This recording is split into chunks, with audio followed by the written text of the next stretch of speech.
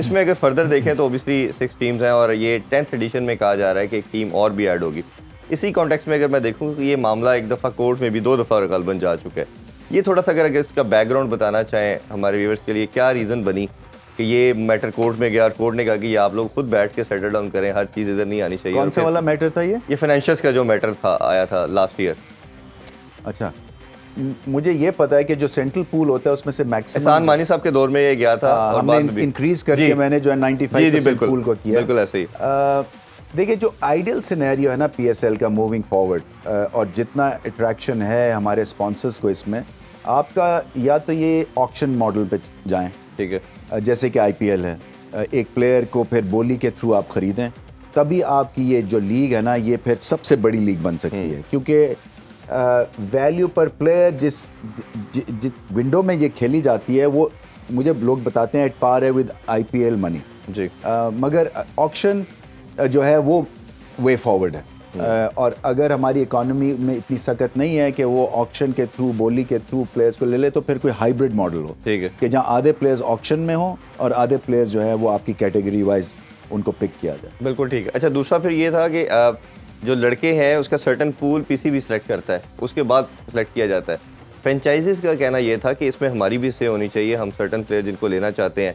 कुछ x cricketers Pakistan के भी थे जिनको सेलेक्ट नहीं किया गया था सर्टन पूल के अंदर, और जिसके बाद उनकी तरफ से, जिसमें कामरान अकमल भी आए, एक दो और नाम भी हैं, तो उन्होंने भी काफ़ी इस पर बात की कि ये कैसे हमें बाहर किया जा सकता है, पीसीबी कैसे बाहर किया सकता है, उस हवाले से कुछ देखिए, ये मैं आपको बताता हूँ कि कई दफ़ा जो है ना वो क्रिकेट बोर्ड पे खाम खा जो है ना प्रेशर क्रिएट हो जाता है, जो कि उसकी एंगेजमेंट और इन्वॉल्वमेंट भी नहीं होती। मेरा मानना ये है कि पीएसएल जो है ये एजिंग लीग नहीं हो सकती है, ठीक है, ये फ्यूचरिस्टिक लीग है। अगर आपने इसमें ओल्डीज़ तो मैं नहीं कहूँगा, मगर ऐसे प्लेयर्स खिलाने हैं जो कि लेजेंड्स और ओवर 40 की लीग भी खेलते हैं और पीएसएल भी खेलते हैं, तो फिर पीएसएल जो है वो नीचे चली जाती है, उसका स्टैंडर्ड डेफिनेटली नीचे जाएगा। तो इसका मकसद ये है कि आपने खेला, बहुत अच्छा किया, अब जगह हर एक को देनी, आपको छोड़नी पड़ती है, बिकॉज ये एक साइकिल है। इसमें आप अच्छे होते हैं, आप डिमांड में होते हैं, जैसे नीचे जाते हैं तो दूसरा आपकी जगह ले लेता है। ये बाबर आजम के साथ भी होगा, ये फास्ट बॉलर्स हमारे जितने उनके साथ भी होगा, ये एक नेचुरल फिनोमेना है ये। लेकिन पीएसएल में हमने देखा है कि पीएसएल ने बहुत अच्छे अच्छे बॉलर्स भी दिए हैं, बैटर्स भी दिए हैं, लेकिन ऐसा लगता है कि कहीं ना कहीं जो एक्सपीरियंस्ड हमारे पहले प्लेयर्स हैं वो कहीं ना कहीं नज़रअंदाज हो रहे हैं। क्या पीएसएल का मकसद ये है कि नए लोगों को आगे लाया जाए, क्योंकि जो इतने अच्छे हमारे खेलने वाले हैं वो कहीं ना कहीं अब किसी भी लीग में नहीं खेल रहे हैं? नहीं, मेरे ख्याल से डिमांड में है, उम्र इतनी इम्पोर्टेंट नहीं है, सिर्फ ये है कि किस मकसद के लिए आप ये इवेंट करवाते हैं, और फिर ये है कि इसकी वैल्यू फिर आप नीचे खींच लाते हैं, क्योंकि बाकी दुनिया में कहीं ऐसा नहीं होता है। बिल्कुल, बिग बैश ले लें, वहाँ पे करंट फ्लॉक ऑफ प्लेयर्स होते हैं जो कि फ्यूचर भी नाम बना सकें ऑस्ट्रेलिया का, या करंटली अच्छा खेल रहे हो, इसी तरह से 100 है। तो ये एक 4-5 अगर लीग्स में अपने नाम बनाना है तो फिर आपको इस तरफ ध्यान देना पड़ेगा। बिल्कुल, और ये आपको फिर इसी मैं कंट्रोवर्सी से कभी नहीं घबराता, क्योंकि अगर आपका मकसद नेक है और अगर आपको एक जगह पे देखें, आपको चेयरमैन या प्रेसिडेंट अपनी ऑर्गेनाइजेशन का लगाते हैं, ये नहीं कि डिसीजन आप डाइवर्ट कर दें।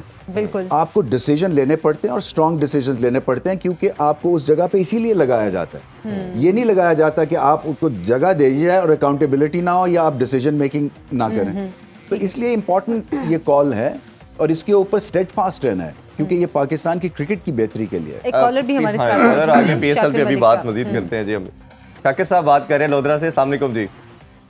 वालेकुम सलाम जी। शाकिर साहब पूछिए, रमीज सर हमारे साथ है, क्या जानना चाहेंगे आप? जी, मेरा रमीज से ना 2 सवाल हैं। एक तो ये कि पाकिस्तान जो है फास्ट बॉलिंग पे ज्यादा निसार कर रहा है, तो आया ये स्ट्रेटेजी इंडिया के खिलाफ वो अगले मैच में भी कामयाब होगी? और दूसरा सवाल ये है कि बांग्लादेश की कल जिस तरह परफॉर्मेंस रही है, तो क्या अब ये जो है अगले मैच में वो अपनी परफॉर्मेंस बेहतर कर पाएगा और फाइनल में पहुंचने में कामयाब हो जाएगा? जी क्या पूछ रहे हैं जी? बांग्लादेश की एक तो परफॉर्मेंस है, बांग्लादेश क्या जो कल रही फाइनल है। तक आगे जा जा सकता सकते है? हैं। हाँ अच्छा, जी। और दूसरा पहला सवाल क्या है? जी वो पहला पहला था कि सवाल पाकिस्तानी इन्होंने- जो स्ट्रेटजी फास्ट बॉलिंग हाँ, की है, इंडिया के इंडिया अगेंस्ट जो है क्या वो होनी उसके चाहिए? हवाले से पूछ रहे थे। देखिए, Bowling इंडिया की। के अगेंस्ट जो है आपको Bowling बैक की करना strategy। पड़ेगा। बॉलिंग में एक यही बॉलिंग अटैक के साथ जाना पड़ेगा आपको।